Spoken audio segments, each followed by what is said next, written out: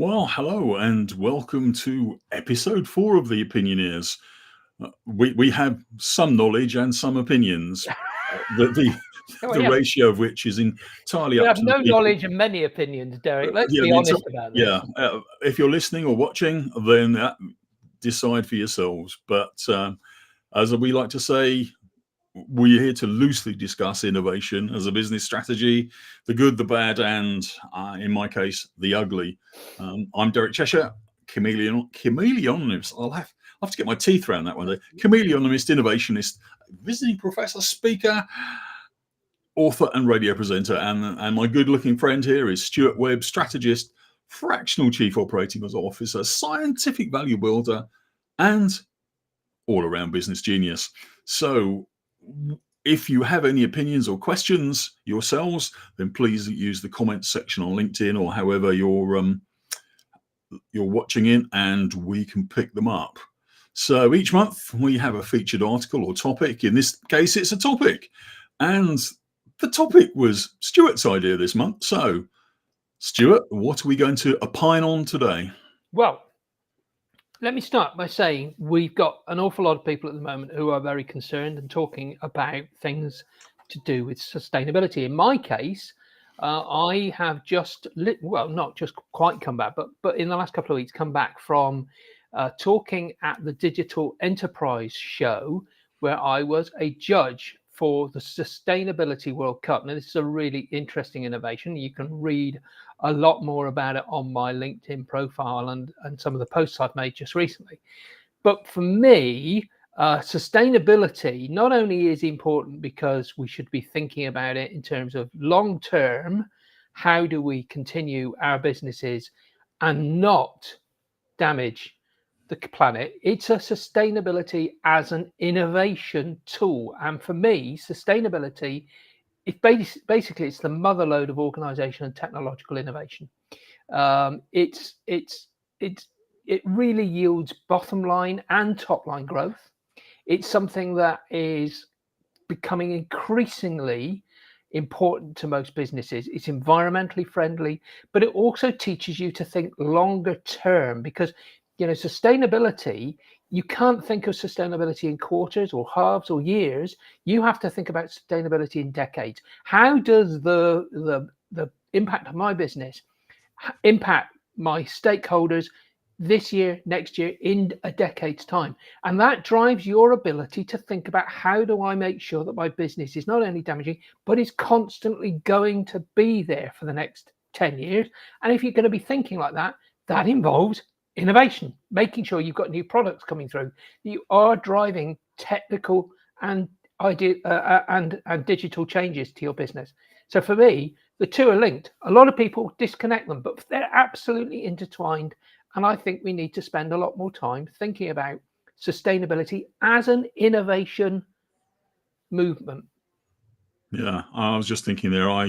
Each year I assess the applications for the King's Awards for Innovation, and more the section on I can't remember what they called it last year, but it's basically corporate social responsibility. But it has stuff to do with what you're doing with the environment, your packing materials, and all the rest of it. In a way, that's just a nod to lessening your impact on the environment. Yeah. But it doesn't actually. It's not ultra proactive. It's not saying let's have new products that don't damage the environment or help customers to save the environment. Then there's there's two more sections. One is the companies that just try and clean themselves up, which is basically Mm-hmm. greenwashing. Those are the people that will buy carbon credits or whatever. And I've lost my train of thought. I can't remember what. Well, let's go back to what. I can't remember what the last one was. Oh no, I know what it was. It was the opposite end of the spectrum, which is people talking about electronic vehicles, electric cars. That's saving the environment, isn't it? I imagine a lot of people will say no, it damn well isn't. Yeah, but the thing is, people think of that as sustainability, and they think about those two things as innovation. But the implementation of a new process or a product or service that adds value to the market and makes a positive impact on the environment and society can be absolutely incrementally or transformationally drives incremental or transformational change in a business, can't it, Derek? And that's where I think we're getting to. We need to be thinking about, if my sustainability journey is just about what do I do about the very big stuff, that's not enough. We need to be using that thinking in order to drive incremental change in the business by implementing new processes, and that is absolutely the best way of doing these things. Oh, someone has just said, "Oh, don't get me onto EV." Well, no, I agree. Let's not go on to EVs, because that's the sort of that's the sort of thing which people think sustainability is. It's not. It's about how do you make your incremental, small product process changes, but how do you do that in such a way that it actually has an impact not only on the business but upon your stakeholders and upon the stakeholders which we all buy into, our environments, our communities that surround us. Yeah, and the other thing I would suggest, I don't know if people listening in or watching have had a look at the Earthshot program, and not just the winners, but the people who've entered, because those sorts of things are, they're all fairly green, they're all fairly sustainable, but at the same time they are tackling business, real problems like generating hydrogen in a clean way, doing sort of things like rebuilding coral reefs and things like that. But again, they're solving problems in a sustainable way, and some really, really clever things there. Not just big companies, but everybody from the big corporates down to the little one-person business can make a huge impact. Absolutely right. And I think that's the message that we're supposed to be, we're having opinions on today, Derek. This is not a thing for other people out there to do. This is things which we can all do in our business. These are things that even the small solopreneur can do. I mean, there are some great tools out there, like this, there are sustainable value analysis tools which you can use to see how a small change in your business can really make a major impact, not only to your bottom line and your top line. Let me give you an example. Something that came out of exactly one of these analyses that I did with somebody. It's a company that is looking into, they ship their product, and they wanted to make the claim, did they ship it through the most efficient, carbon efficient route effectively? What did we discover? That within their supply chain, there was a supplier that wasn't adapting and adopting the most carbon efficient route. So what did they say? They went back to that supplier and said, unless you can make a change, we're going to have to drop you, because we're trying to present to our customers, and they're a small business, so we're not talking about millions, they're a smallish business, and they basically said, we're trying to present to our customers we are using the lowest carbon footprint we can, and you don't meet. So the supplier basically had a choice. Did they conform with this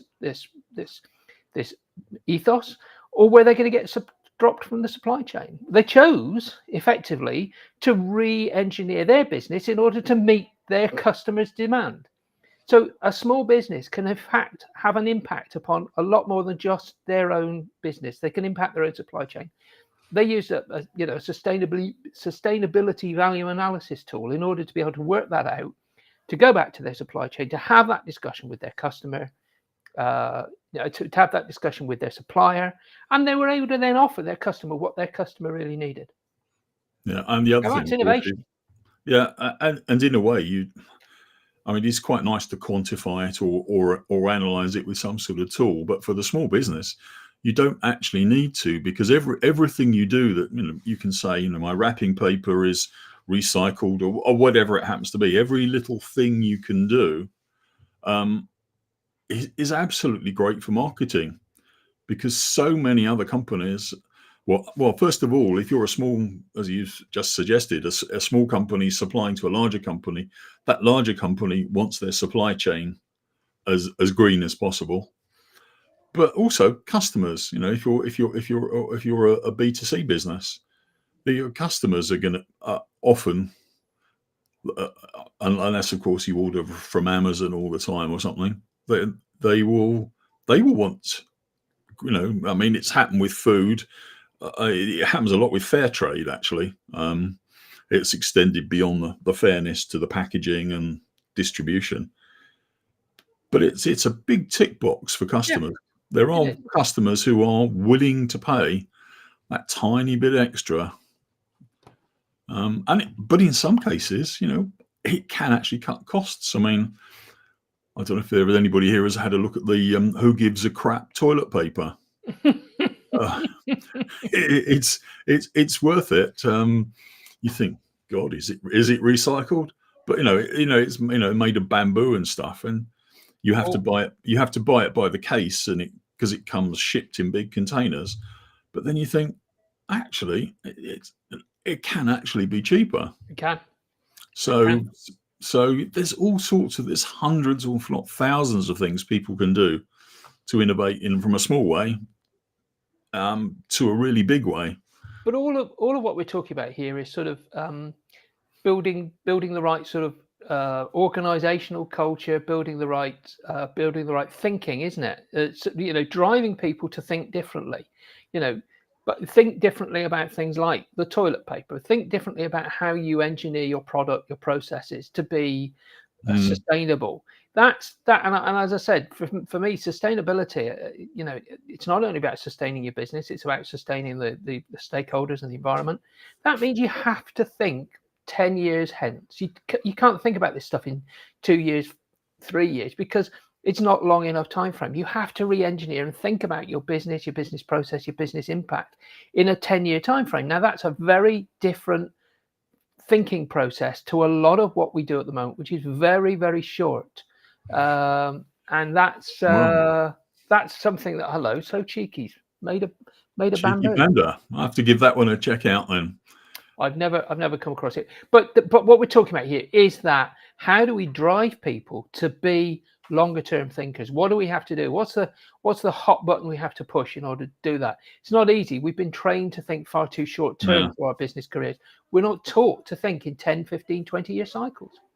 Yeah. Although there's two things recently, because as you know, thinking about things green and lizard-like, I've been pushing Chameleonomics for a while, which the art of, well, it started as the art of innovation, but I'm more recently talking about, I wouldn't call it, it's continuous innovation, not incremental innovation, but also building it in, because now our products and company life cycles are now getting so short that if you want to rely on, something's coming over the horizon, let's have a quick analysis, let's kick off a change program, let's whatever, becoming so short that you haven't got time to do that.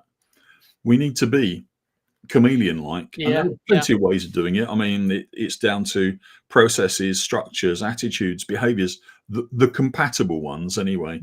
So to get rid of the hierarchies, make things a bit quicker. And if you can behave like a chameleon, then you can do that.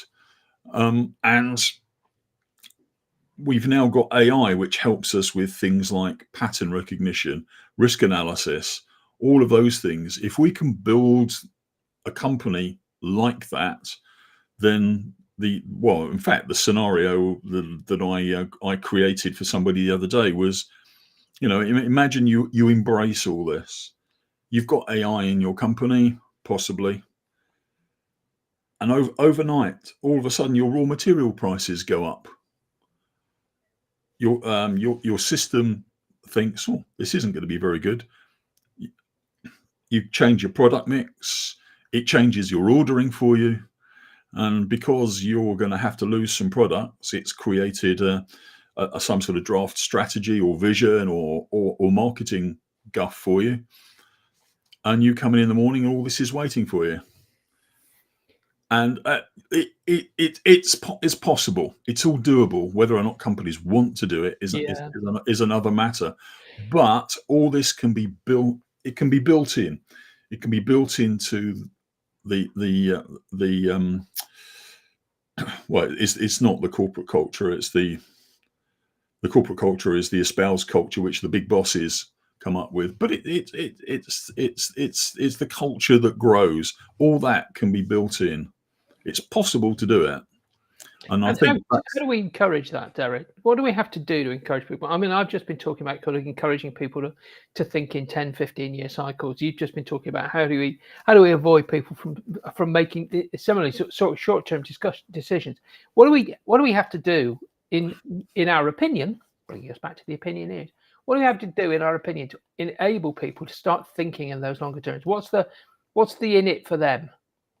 The first thing is to frighten the living daylights out of them. Oh, Colleen's awake.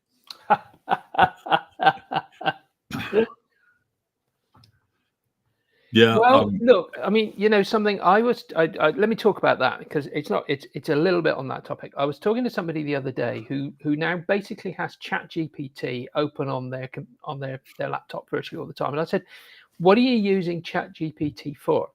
And they said they effectively use it like a very smart executive assistant, very, very smart, bright graduate.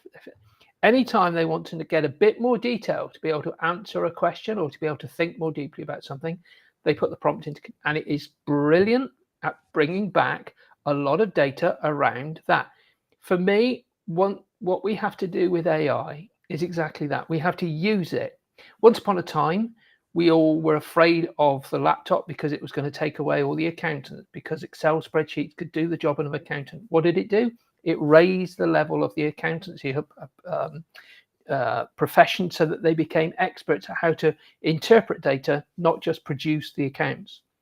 We have to think of AI in exactly the same way. How is it going to drive us to use these tools to become better at doing our jobs? I don't think they're necessarily at the moment going to take that many jobs, because I think at the moment AI is something which is better with human beings. Now, when it gets to the point of the singularity, that might be a different matter. But for me, I'm still using AI as a subservient, a person that effectively a thing that enables me to think better and do better. I'm not sure at the moment, Colleen, that yes, the future is now. It has the potential to improve lives, particularly if we do start thinking in these longer term life cycles. And I think we're failing to think long term. We fail to think long term because we've been driven to think short term. That's my opinion. That's your opinion. Yeah. And I think the whole thing about using AI, I mean, the reason I suggested my scenario for simple as it is there are certain things that AI is very good at. I know from my last year's work on the Innovation Awards that AI is very good at risk analysis. ChatGPT is a very sort of top level sort of I don't know what you call it, answer everything. Well, basically it searches and learns from the internet. But if you've got your own engine, your own model, all programmed up, then it can do things for you. Okay, maybe I was being a bit hopeful to say accountants became better accountants because of Excel. But yeah, I mean, you can make it do things. I mean, one of the things that I remember from a few years ago was the people tracking stocks and shares, buying and selling on the market, and what they used at that time was what should I call it? Let's use bad language. A bastardized version of the software that rockets use to keep themselves on trajectory, making lots of small adjustments every now and then. But this something like an AI model can actually make those adjustments based on things that you tell it. It can make intelligent decisions, not just a pre-programmed stay on this course. But yeah, and the rest of your business can still be down. I don't think the creatives are going to lose out to AI anytime soon. No, I agree. And it might encourage companies to actually flatten their structures and get rid of the rubbish in the middle. I agree. We have opinioned or opinioneered. What have we done, Derek? We've opined. We've opined. That's a better word. I like it. That's what we've done. I will try and use that in an email later on this afternoon. Yep. See, we have opined. There's your challenge. Can you get opinion, opined, or opinioneer into a communication before the end of the afternoon? I will work on that. That and the way to spell any of them. So, what do we think is the take home from this one? The take home being innovation and sustainability. Are they bedfellows or are they opinion? Are they opposites that have never managed to attract? They are. I think they are bedfellows, but they're things that one doesn't lead to the other. Innovation doesn't lead to sustainability, and sustainability doesn't always lead to innovation. I think they're in the. They're two things that we all have to consider. Innovation is needed for a number of reasons. It can be needed because of cost. It can be needed because of speed to market. It can be needed just to outdo the competition. Many reasons. But sustainability is something that, well, we need for the planet, but it's almost an essential tick box for people producing stuff these days. So yes, I think they exist. And we have to work out how to mix them in the best way. We have opined. And we will opine again next month. Which I believe is August the 9th. It's your turn to pick something. It's my turn to pick. But if anybody listening has got something that they would like us to opine upon, that sounds so good, doesn't it? then please get in touch with either Stuart or myself, and we will do our best to opine upon that. So it's been absolutely, well, it's been good. It's been fun talking about these strange subjects. So thanks for listening, everybody who has listened in, and if you want to, then join. We'll of course be advertising it, but we'll be around in a month's time. It's the formula, if you like, is the second Friday of the month at 12:30. So I'm glad there's a formula to this. You must. There's a formula to this. So we'll see you again in a month's time. I'll probably see you sooner than that. Bye for now.